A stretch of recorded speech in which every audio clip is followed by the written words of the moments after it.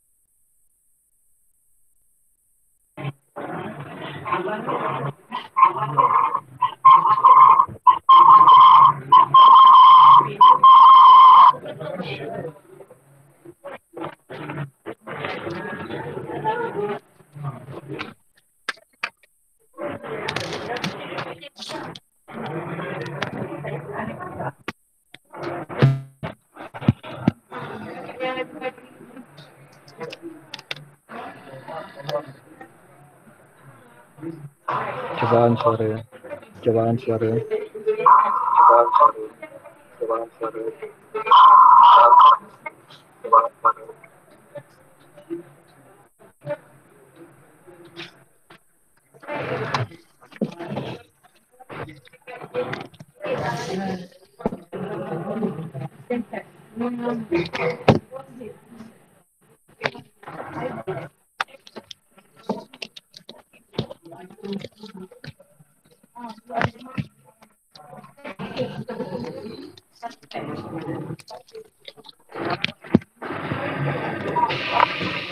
Ya, assalamualaikum warahmatullahi wabarakatuh. Waalaikumsalam. Salam. Waalaikumsalam. Waalaikumsalam. Salam.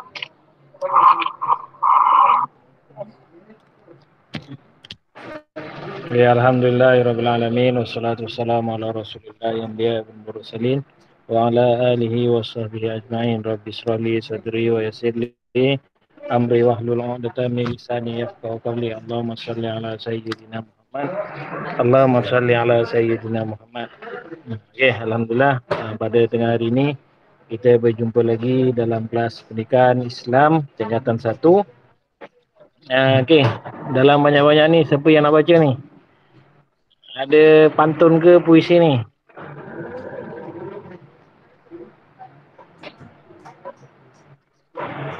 Ada yang nak baca tak?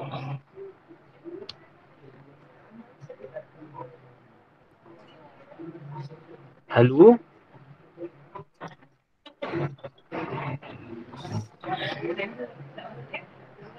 Testing, testing. Testing. Testing suara, testing suara.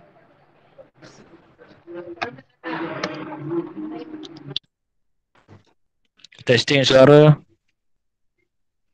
Dengar tak? Dengar.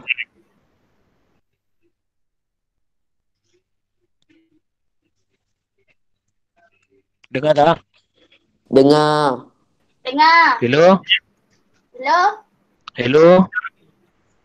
Hello? Ada yang nak baca tak?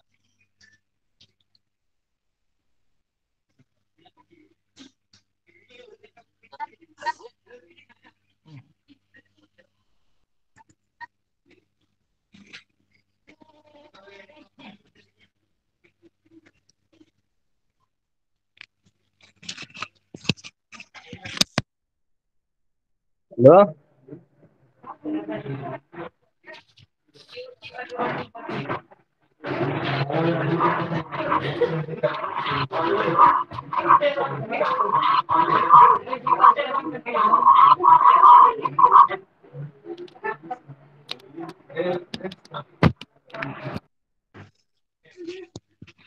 Okey, dengar kan? Dengar tak? Cuba Dengar. respon sikit. Ustaz cakap dengar ke tak? Dengar. Dengar. Respon sikit Ustaz cakap dengar ke tak? Dengar.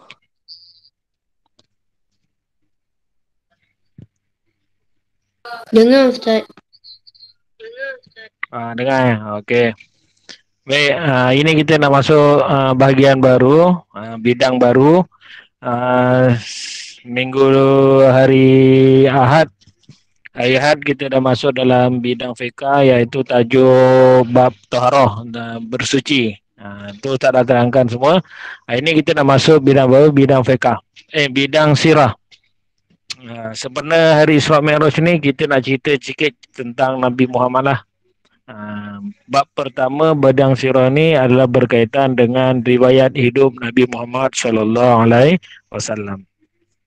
Nabi Muhammad Rasul pilihan, membawa rahmat daripada Tuhan. Contohi Nabi, suri tauladan, ikut ajaran sepanjang zaman. Hidup berdikari, akhlak terpuji, kerja dicari, tinggi maruah diri. Yakin usaha, membina diri, berjaya di dunia juga ukhrawi. Ni tak baca lah. Tak baca macam pantunnya. Wajah bersih, alak terpuji, merendah diri setiap hari. Amanah diberi, ditunai janji. Maruah rezeki, hidup murah rezeki, hidup diberkati.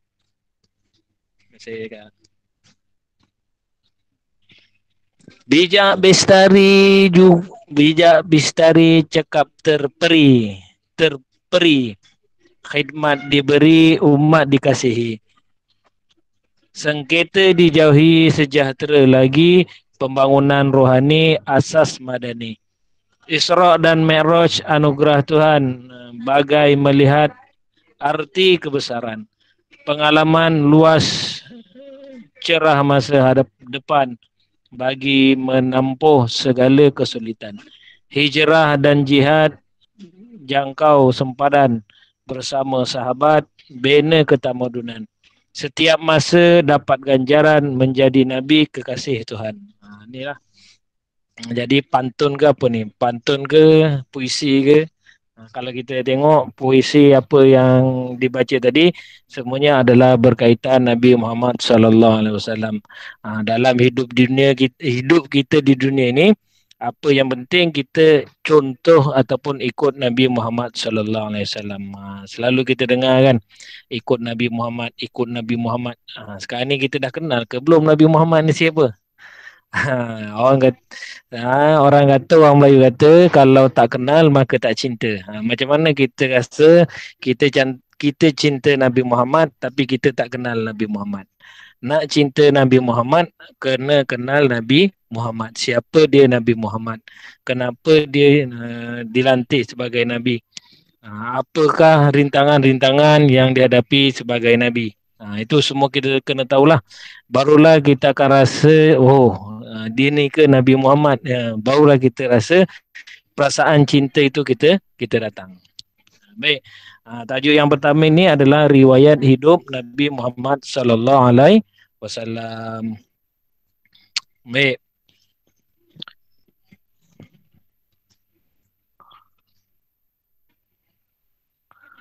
Riwayat hidup Nabi Muhammad sallallahu alaihi wasallam.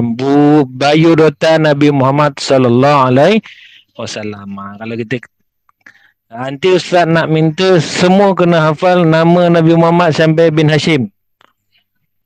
Muhammad bin Abdullah bin Abdul Muttalib bin Hashim. Tu nak kena ingat. Kalau dekat sebelah kiri tu Muhammad bin Abdullah bin Abdul Muttalib. Kalau kita tengok sebelah kiri ni, ni juga Muhammad bin Abdullah bin Abdul Muttalib bin Hashim bin Manaf bin Qusay bin Kilab. Jadi Ustaz tak nak sampai bin Kilab. Ustaz nak hafal nama Nabi Muhammad sampai bin Hashim. Sama juga dengan Muhammad Soleh bin Haji Muhammad Hashim. Samalah. Okey. Boleh. Kalau kita tengok sebelah ibu dia. Sebelah ibu dia Muhammad binti Aminah, Aminah binti Wahab, Wahab bin Abdul Manaf, Abdul Manaf bin Zurah, Zurah bin Kilab. Jadi keturunan Nabi Muhammad sampai kepada bin Kilab. Sebelah ibu dan sebelah ayah dia. Muhammad bin Abdullah bin Abdul Muttalib bin Hashim bin Qusay bin Abdul Manaf bin Qusay bin Kilab. Okey, itu nama Nabi Muhammad yang sebetulnya. Nama lain adalah nama lain Ahmad, Ahmad nama lain Al-Mahi, Al-Khashir, Al-Aqib. Itu nama lain bagi nama Nabi Muhammad sallallahu alaihi wasallam. Okey. Yang seterusnya, Nabi Muhammad digelar sebagai Al-Amin. Digelar sebagai Al-Amin. Apa Al-Amin ini? Al-Amin adalah gelaran yang sangat terpuji. Berdasarkan akhlak-akhlak Nabi, sampailah Nabi digelar oleh masyarakat Arab sebagai Al-Amin. Kalau kita ikut perangai kita, orang gelar kita lah. Macam dulu orang gelar ustaz dekat sekolah menengah, orang gelar ustaz Som.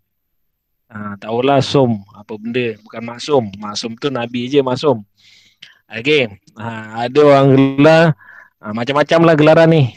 Itu gelaran kepada sama ada sifat dia ataupun perilaku dia. Macam-macam orang gelar kan. Long tiger lah. Sebab apa tiger? Sebab dia Pak Long kawasan, macam harimau. Pak Long tiger.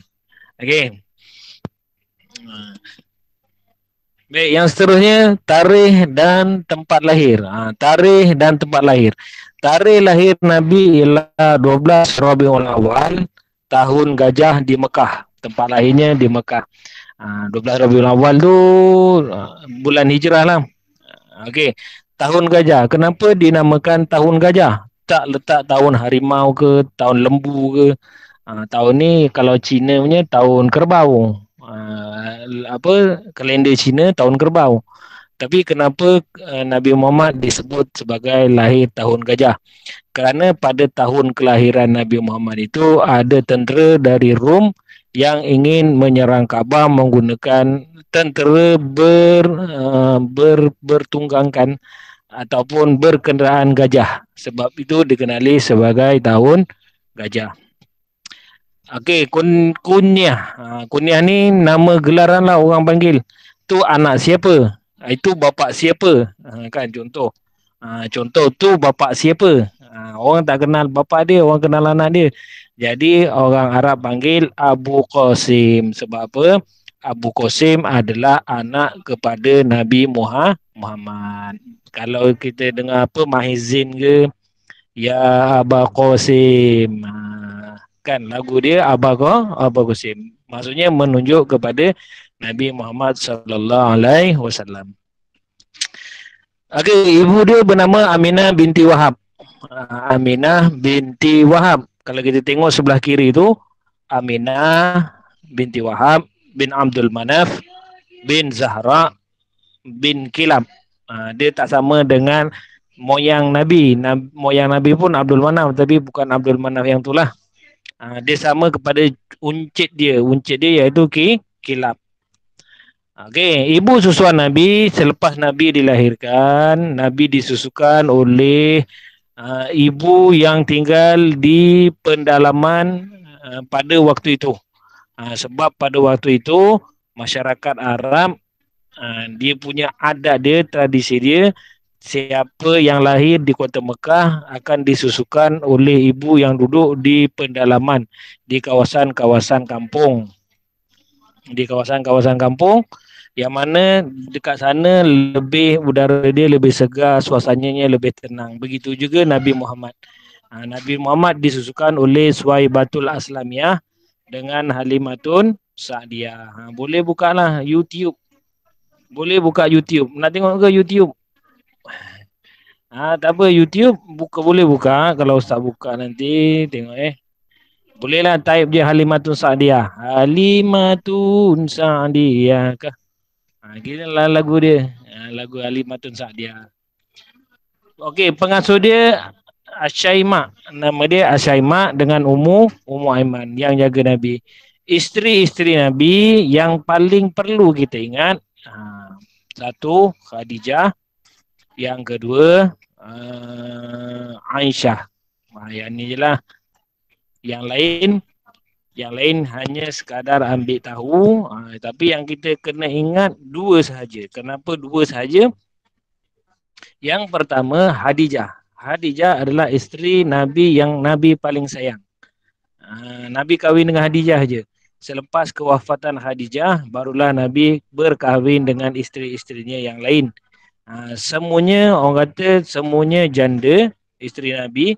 semuanya janda kecuali Aisyah yang anak dara. Jadi kalau nak ikut Nabi pun kahwinlah dengan janda. Jangan kahwin dengan anak dara. Janda tu dah mati, barulah kita cari yang anak dara. Itulah. Isteri Nabi ada 12. Ada 12. Khadijah binti Khuwailid, Saudah binti Zam'ah, Aisyah binti Abu Bakar, Hafsah bin Umar. Ni anak sahabat dia lah. Aisyah bin Abu Bakar anak kawan Nabi. Abu Bakar ni kawan Nabi, sahabat baik Nabi. Hafsah bin Umar ni pun sahabat Nabi. Zainab binti Uzaimah, Juwairiyah binti Haris, Zainab binti Jahsy, Ummu Salamah binti Abu Umayyah, Sufiyah binti Khuyai, Ummu Habibah binti Abu Sufyan, Maimunah binti Haris, Maria Kibtiyah. Jadi ada 12 lah. 12 ni kita kena tahulah bilangannya 12.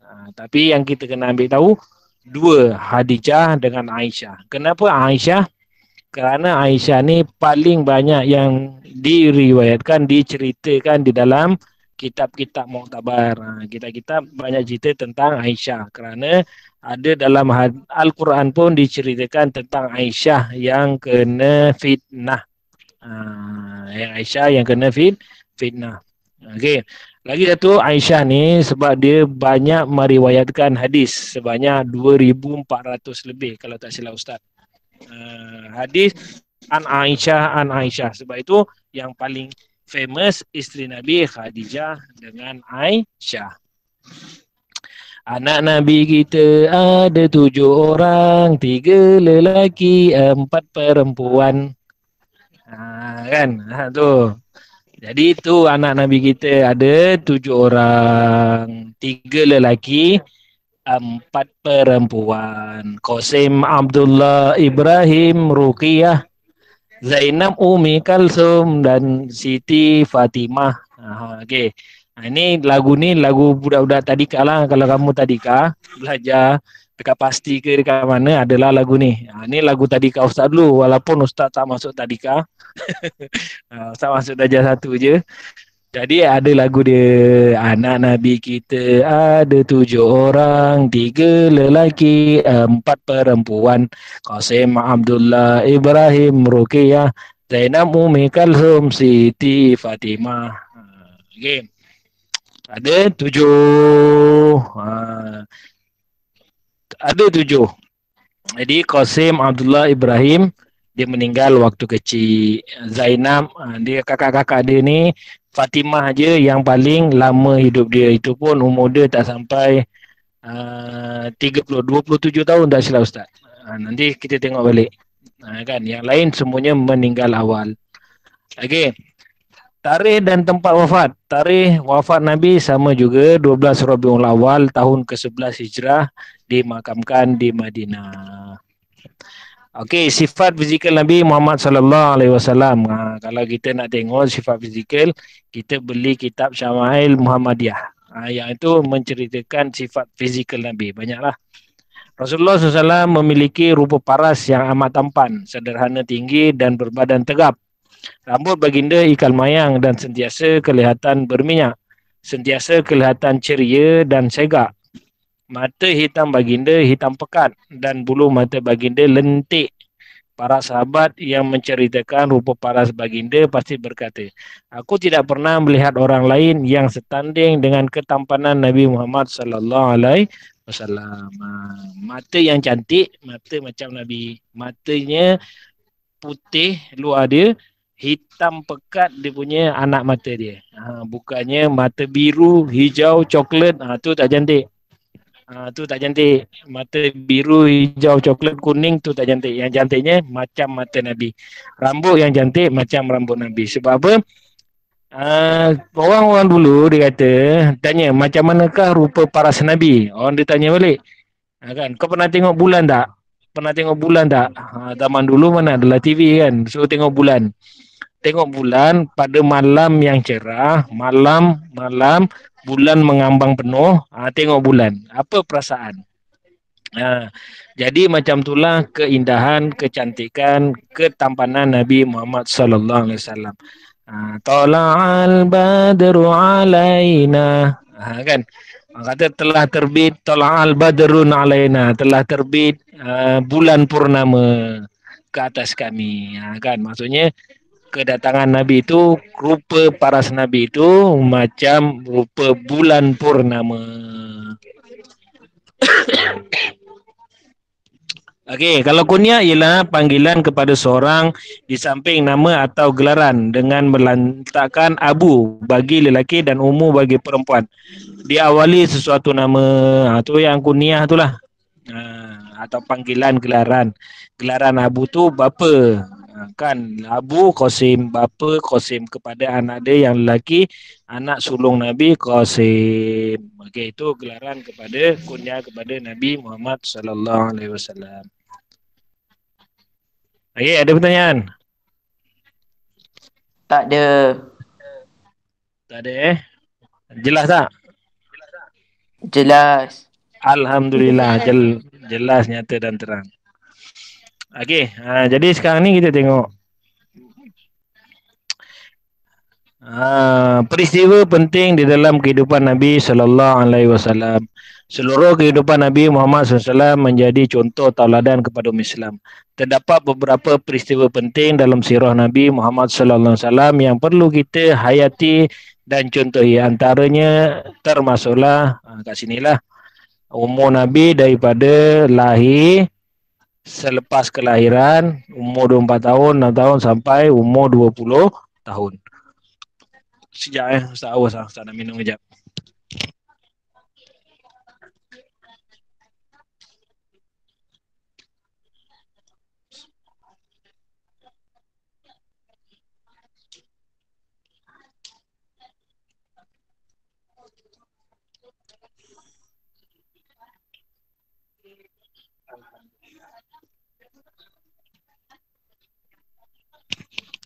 Okey. Selepas kelahiran, Nabi lahir tadi 12 Rabiul Awal tahun Gajah. Hari Isnin.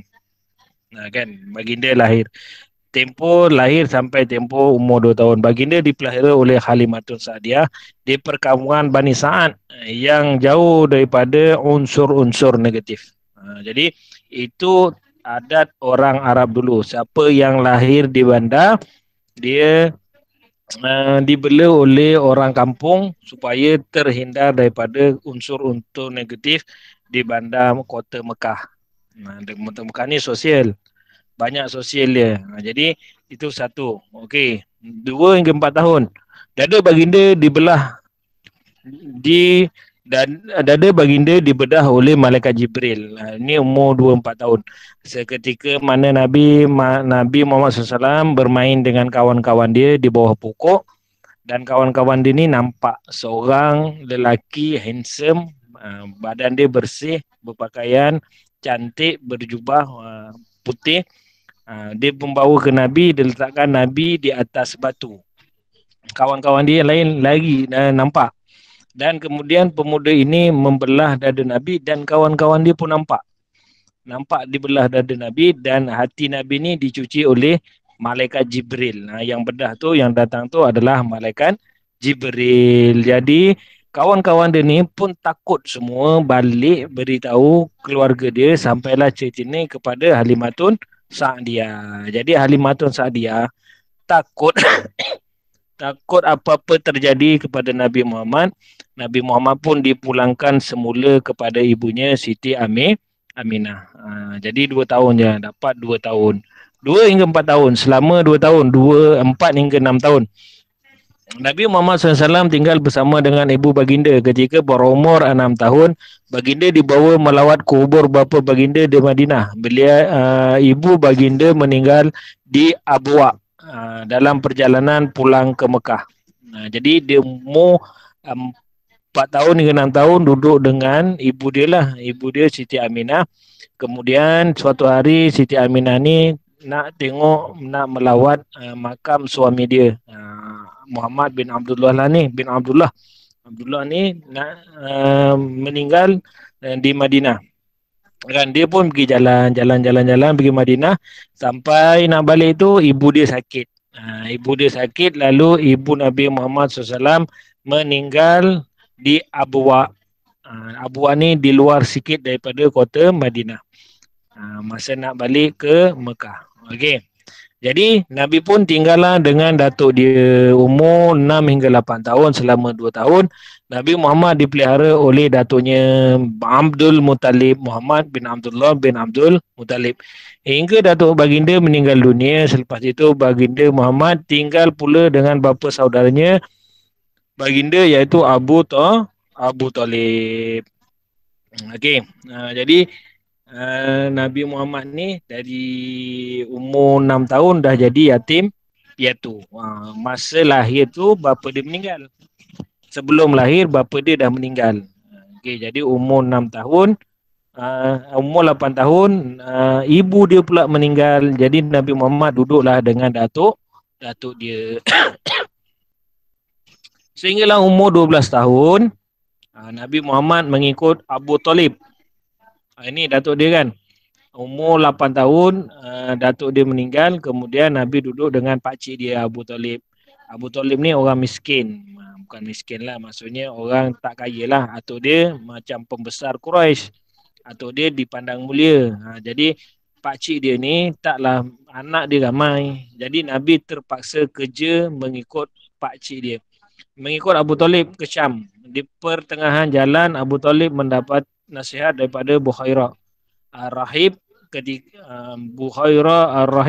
ketika di bandar Busra. Okey, sempadan Syam supaya membawa pulang Nabi Muhammad ke Mekah kerana bimbang dibunuh oleh orang Yahudi. Okey, dalam perjalanan tu Nabi Muhammad dalam perjalanan berniaga ke Syam, datanglah Bukhairah ni jumpa kepada Abu Talib, menasihati Abu Talib supaya jaga Nabi Muhammad betul-betul, kerana Bukhairah ni adalah pendeta ataupun orang Nasrani. Nasrani ni kalau sekarang ni orang ni lah, orang yang kitab Nabi Isa, kitab Injil. Kitab Injil, orang yang beriman dengan kitab Injil, kitab Nabi Musa. Jadi dalam kitab Injil tu banyak diceritakan tentang perihal Nabi akhir zaman. Jadi dia orang baca kitab Injil tu, dia orang tahulah Bukhairah ni tahu tentang tanda-tanda Nabi pada Nabi Muhammad. Jadi Bukhairah ni takut Nabi Muhammad dibunuh, sebab orang Yahudi ni tak suka Nabi Muhammad, tak suka Nabi akhir zaman ni, dia takut dibunuh. Jadi nasihat kepada Abu Talib supaya Nabi Muhammad dibawa pulang ke Mekah. Sampailah umur Nabi Muhammad 20 tahun. Baginda bersama-sama dengan bapa saudara baginda menyaksikan Khilful Fudail, iaitu perjanjian untuk membela orang yang teraniaya dalam perniagaan. Dan baginda mengembala kambing bersama-sama dengan saudara susuan di perkampungan Bani Sa'ad, kemudian di Mekah.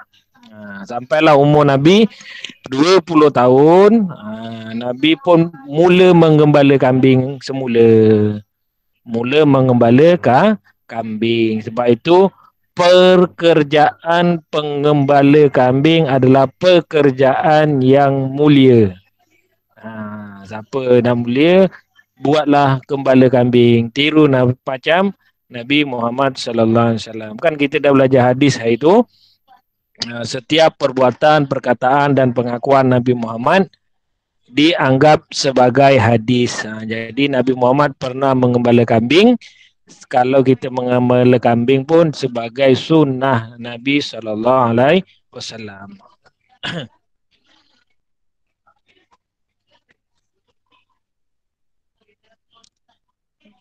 Baik, habis sampai umur 20 tahun.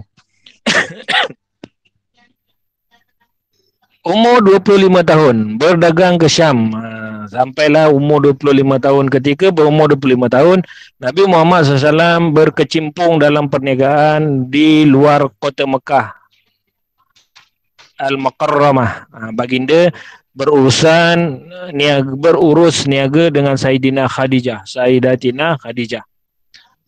Ini belum kahwin lagi lah, belum kahwin lagi dengan Siti Khadijah. Jadi Nabi jadi kerja kepada Siti Khadijah. Seorang wanita Quraisy yang sangat berharta dan berhati mulia. Orang Quraisy lah, Quraisy ni keturunan Nabi lah. Kumpul apa bukan keturunan Quraisy ni adalah puak di Mekah yang puak yang dipandang tinggi lah dekat Mekah tu. Rasulullah SAW membawa barang dagangan Saidina Khadijah ke Syam dan dibantu oleh Maisarah. Maisarah ni lelaki. Nama dia Maisarah, lelaki bukan perempuan. Seorang pekerja lelaki Saidina Khadijah. Semasa berada di Syam, baginda menjalankan pernikahan dengan penuh jujur dan amanah. Akhirnya Nabi baginda sallallahu alaihi wasallam, Nabi Muhammad sallallahu alaihi wasallam membawa pulang keuntungan yang lumayan berkat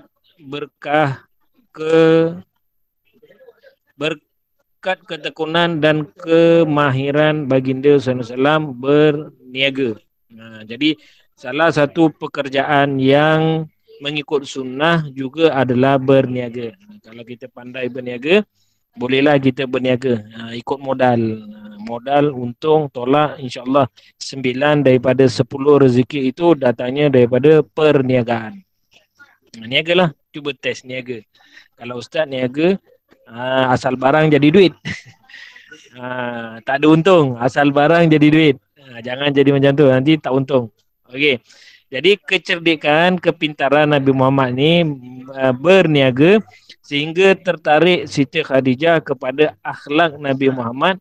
Selain daripada akhlak dia baik, perwatakannya baik, tak pernah menipu dan pandai berniaga, sebab itu Khadijah tertarik kepada pekerja dia Nabi Muhammad sallallahu alaihi wasallam. Okey.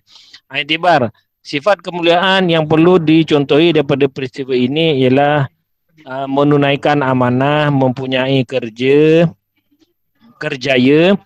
mendapat kepercayaan masyarakat, menjalankan kerja dengan mahir dan bijaksana. Jadi ini pengajaran yang perlu kita ambil. Yang pertama sekali, apa yang penting kita kena tunaikan amanah kita. Amanah tu yang orang beri kat kita lah. Kalau ustaz ni amanah dia mengajar. Walau apa cara pun, PDPR ke, PDP ke, kan, tetap ustaz kena mengajar. Kecuali ada tugas-tugas yang ditentukan supaya tak perlu mengajar. Contohnya macam ustaz jaga SPM lah. Jaga SPM, tugas tu amanah juga, mengajar pun amanah. Jadi manakah yang perlu ditunaikan dulu? Jadi kat situ kita tengok keperluan majikan kita. Majikan ustaz jaga SPM pun atas dasar perintah majikan, mengajar pun atas perintah majikan. Jadi kena amanah lah. Majikan kata pergi jaga periksa dulu, kemudian PDPR kita tangguh. Itulah sebab tu PDPR masa ustaz jaga tak ada PDPR. Okey, mempunyai kerjaya. Kenalah carilah jaya, janganlah makan goyang kaki. Dah besar nanti, dah habis SPM. Kalau nak cari kerja, carilah. Masa belajar ni tak ada. Syarat untuk bekerja di Malaysia mesti umur 18 tahun ke atas. Bawah 18 tahun, kalau bekerja, kalau didapati bersalah, boleh dikenakan denda. Okey. Mendapat kepercayaan masyarakat. Menjalankan kerja dengan mahir dan bijaksana. Okey. Sampai sini dulu. Ada nak tanya tak? Tak ada. Tak ada ustaz.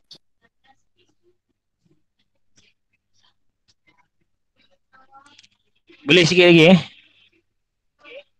Boleh sikit lagi? Boleh. Boleh, okey. Ustaz sambung sampai sebelum kelusulan lah. Okey, umur 25 tahun berkahwin dengan Siti Khadijah, Sayyidatina Khadijah. Sekembalinya Nabi Muhammad SAW pada kali kedua daripada Syam, Sayyidina Khadijah mengambil keputusan untuk berkahwin dengan Nabi Muhammad SAW. Pengalaman beliau berurusan dengan Nabi Muhammad SAW dan kemuliaan akhlak yang diceritakan oleh Maisarah sudah cukup menjadikan hatinya terpikat dengan Nabi Muhammad SAW. Sayyidatina Khadijah menghantar salah seorang kawan rapatnya, Nafisah bintu Munaibiyah, untuk menyatakan hasrat tersebut kepada Nabi Muhammad SAW. Nabi Muhammad SAW menerima hasrat mulia tersebut dan meminang Sayyidatina Khadijah melalui bapa saudaranya Umru bin Asad. Hasil perkahwinan dengan Sayyidatina Khadijah, Nabi Muhammad dikurniakan 6 orang anak. Okey. 6 orang anak. Dapat 6 orang. Jadi selepas bekerja dengan Khadijah, toke dia, majikan pun tertarik dengan kepribadian Nabi Muhammad. Boleh perempuan ni kalau tertarik dengan lelaki yang baik, boleh nyatakan hasrat dia kepada mak dia. Bukan sekarang lah, sekarang ni tengah belajar, nanti dah jadi anak dara ataupun janda. Nabi Khadijah ni masa tu dah janda. Okey, kalau dah besar nanti, tengok lelaki yang baik, diperhatikan baik je lakinya. Oh, aku suka. Boleh menyatakan hasrat ni, pergi hantar wakil tanya, kau nak tak dengan sekian-sekian. Okey. Jadi samalah situasinya macam Khadijah. Khadijah ni hantar Maisarah cerita. Maisarah ni lelaki cerita kepada majikan dia lah, Nabi Muhammad gini, bagus orangnya, tak pernah menipu, bijaksana dan sebagainya, balik bawa perniagaan yang untung dan sebagainya. Kan? Jadi Khadijah pun tertarik, hantar Nafisah pergi merisik Nabi Muhammad. Dan merisik Nabi Muhammad. Nabi Muhammad pun setuju nak berkahwin dengan majikan dia, Siti Khadijah. Dekat sini adalah perbezaan pendapat tentang umur Siti Khadijah. Itu Ustaz Tayyib ceritakan lah. Ustaz ceritakan dia kahwin, Nabi Muhammad ni, Nabi Muhammad SAW berkahwin dengan Siti Khadijah sebab Siti Khadijah tertarik dengan Muhammad. Jadi Nabi Muhammad hantar pakcik dia untuk meminang Siti Khadijah. Tu samalah yang meminang lelaki. Pihak lelaki meminang perempuan. Perempuan tak boleh, tak ada adab namanya. Yang lelaki pinang perempuan. Yang perempuan boleh menyatakan hasrat nak kahwin, kemudian pihak lelaki hantar. Okey, jadi hasil perkahwinan Nabi Muhammad ini, Nabi Muhammad dikurniakan 6 orang cahaya mata daripada Siti Khadijah. Habis tak? Yang tadi Ustaz kata 7. Mana seorang lagi? Seorang lagi tu kunci ilmu. Seorang lagi anak Nabi Muhammad yang bernama Ibrahim ialah hasil perkongsian hidup baginda sallallahu alaihi wasallam dengan Maria Qibtiyah. Jadi Maria Qibtiyah dapat anak bernama Ibrahim, Qasim, Abdullah. Yang lain tu semua anak Nabi Muhammad dengan Siti Khadijah. Antara akhlak mulia Nabi Muhammad yang menarik perhatian Sayyidatina Khadijah termasuklah jujur, menjaga adab dan batas pergaulan, menghormati keluarga. Inilah sebab-sebab apa Khadijah tertarik kepada Nabi Muhammad. Sebab ini. Okey, sikit lagi sampai umur 35 tahun. Umur 45 tahun kita sambung pada hari Ahad nanti. Umur 30 tahun, peristiwa peletakan Hajar Aswad. Tahu Hajar Aswad? Apa dia Hajar Aswad? Hajar Aswad adalah hajarun, batu, aswadun, hitam. Batu hitam. Apa dia batu hitam ni? Batu Thor ke? Itu batu infinity, bukan. Hajar Aswad adalah batu yang dicium di Kaabah. Di Kaabah tu, masa kita pergi menunaikan tawaf, ada satu tempat namanya Hajarul Aswad. Tempat situ kita cium. Saidina Umar pernah berkata kepada batu tersebut, wahai batu, disebabkan Nabi Muhammad cium engkau, sebab itulah aku cium ikut apa yang Nabi Muhammad buat. Kan? Kalaulah engkau ni tak dicium oleh Nabi Muhammad, maka aku anggap engkau adalah batu seperti batu-batu yang lain. Tu batu. Batulah. Jadi Hajar Aswad ni pernah terkeluar daripada tempat asal dia tu, pernah terkeluar disebabkan banjir besar dekat Mekah. Ustaz, Padang Pasir pun ada banjir ya? Ada banjir. Pada zaman Nabi Muhammad ni ada lagi satu tak salah tahun berapa tahun, ada gambar dia. Banjir besar sampai tenggelam. Mekah tu tenggelam. Ketika Nabi Muhammad berumur 35 tahun, Mekah dilanda banjir besar sehingga meruntuhkan dinding Kaabah. Kabilah Arab berpakat untuk membaik pulih Kaabah. Nabi Muhammad SAW turut membantu dalam pembinaan tersebut. Apabila tiba masa untuk meletakkan semula Hajar Aswad di penjuru Kaabah, berlakulah perebutan antara ketua kabilah sehingga hampir berlaku pertumpahan darah. Akhirnya Abu Umayyah Al-Makhzumi, Umayyah Al-Makhzumi, seorang yang dihormati dalam kalangan kabilah Arab, mengajukan cadangan yang diterima sebulat suara. Mereka bersedia menerima keputusan orang pertama yang masuk ke pintu Bani Saibah ketika itu. Dengan takdir Allah SWT, orang pertama yang memasuki ialah Nabi Muhammad SAW. Semua yang melihat Nabi Muhammad SAW masuk ke masjid berkata, dialah As-Siddiq Al-Amin, orang yang benar lagi amanah. Nabi Muhammad menghamparkan rida, iaitu selendang ataupun serban baginda, kemudian meletakkan Hajar Aswad di tengah-tengahnya. Baginda meminta ketua-ketua kabilah memegang hujung rida, penjuru selendang tu ada 4 penjuru, pegang ujung-ujung dan membawanya beramai-ramai ke penjuru Kaabah. Lalu baginda mengambil Hajar Aswad dan meletakkannya di tempat asal. Majlis tersebut berjalan dengan lancar dan semua yang hadir berpuas hati. Inilah kita kalau tengok kecerdikan Nabi Muhammad, kepintaran dia menyelesaikan sesuatu masalah.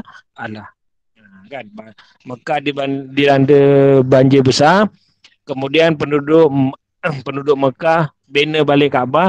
Masa nak meletakkan Hajar Aswad tu, siapa yang nak meletakkan? Ketua-ketua kabilah ni bergaduh. Aku yang lebih layak, sampai nak berperang. Tiba-tiba Abu Umayyah Al-Makhzumi ni datang memberi cadangan supaya siapa yang masuk daripada dalam masjid tu, yang masuk daripada pintu Saibah, kan, dialah orang yang berhak meletakkan Hajar Aswad tersebut. Jadi kabilah yang berperang, yang nak bergaduh tak puas hati ni, okey, setuju.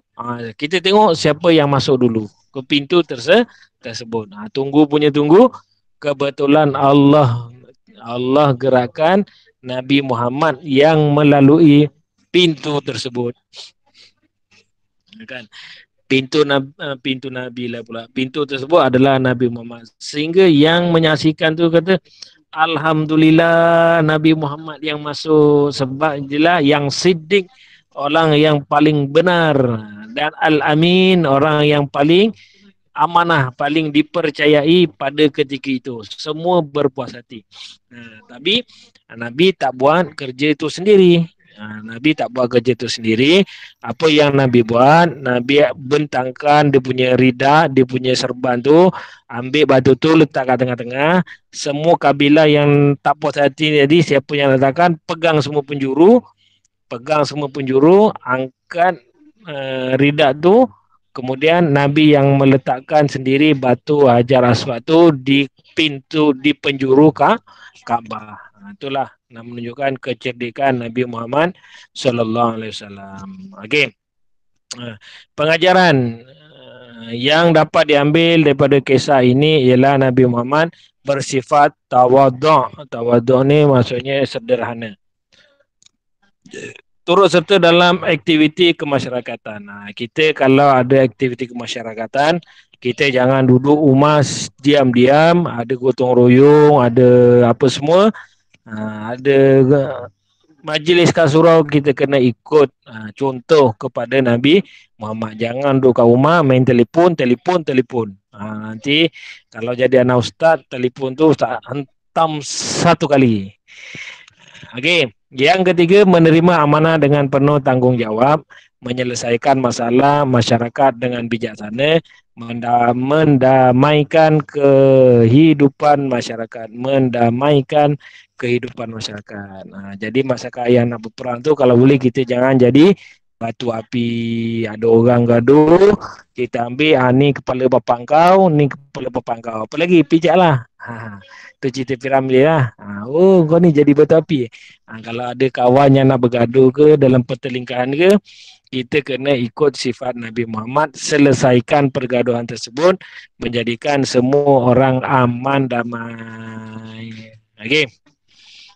Umur sampai umur 35 tahun.